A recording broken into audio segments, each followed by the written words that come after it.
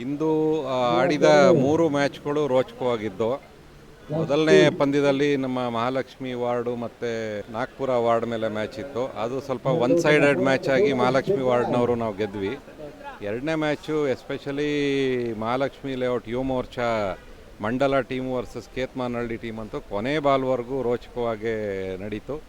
ಕೊನೆ ಒಂದು ಬಾಲ್ ಇರುವಾಗ ಕೇತ್ಮನಹಳ್ಳಿ ಟೀಮ್ ಅವರು ಗೆದ್ದು ಸೆಮಿಫೈನಲ್ಸ್ಗೆ ಹೋಗಿದ್ದಾರೆ. ನಿಜಕ್ಕೂ ಚೆನ್ನಾಗಿ ಆಡ್ತಾ ಇದ್ದಾರೆ ಎಲ್ಲರೂ. ಒಂದು ಕ್ರೀಡಾ ಸ್ಫೂರ್ತಿ ತುಂಬ ಚೆನ್ನಾಗಿದೆ.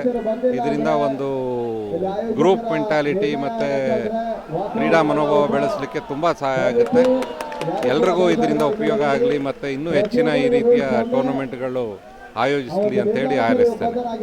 ತಾವು ಬಾಲ್ಯದಲ್ಲಿದ್ದಾಗ ಈ ರೀತಿಯ ಅಭಿರುಚಿ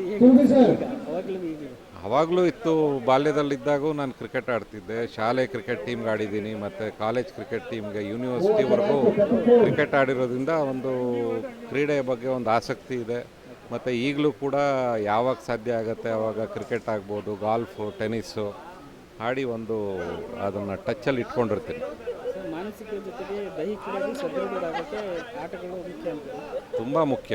ಯಾಕಂದರೆ ಒಬ್ಬ ಮನುಷ್ಯ ಆರೋಗ್ಯವಂತನಾಗಿರಬೇಕಂದ್ರೆ ಅವನು ದೈಹಿಕವಾಗಿ ಸದೃಢವಾಗಿರಬೇಕು.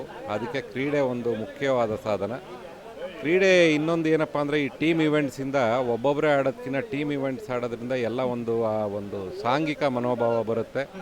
ಎಲ್ಲರೂ ಆಡೋದ್ರಿಂದ ಜೊತೆಯಲ್ಲಿ ಒಂದು ಗ್ರೂಪ್ ಮೆಂಟಾಲಿಟಿ ಬೆಳೆಯುತ್ತೆ, ಲೀಡರ್ಶಿಪ್ ಕ್ವಾಲಿಟೀಸ್ ಡೆವಲಪ್ ಆಗುತ್ತೆ. ಅದರಿಂದ ಮಾನಸಿಕವಾಗಿ ಕೂಡ ಅವರು ಸ್ಟ್ರಾಂಗ್ ಆಗಿರ್ತಾರೆ. ಸರ್, ಮಹಾಲಕ್ಷ್ಮಿ ಲೇಔಟ್ ಶಾಸಕರು ಗೋಪಾಲಯ್ಯನವರು 28 ಕ್ಷೇತ್ರದಲ್ಲಿ ಯೋಚನೆ ಮಾಡಿರೋದನ್ನು ಪಕ್ಷ ಸಂಘಟನೆ ಅಂತಲೇ ಬರೀ ಕಾರ್ಯಕರ್ತರನ್ನು ಬಿಡಿಸ್ಕೊಳ್ಳೋದು ನೋಡಿದ್ದೀವಿ.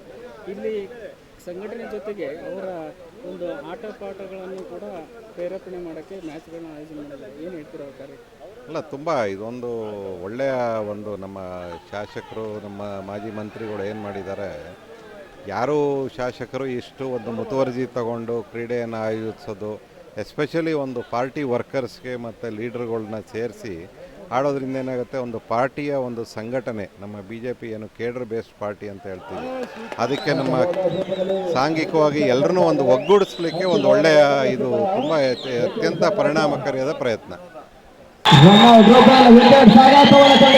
ನಿರ್ಣಾಯಕ ಹಂತದಲ್ಲಿ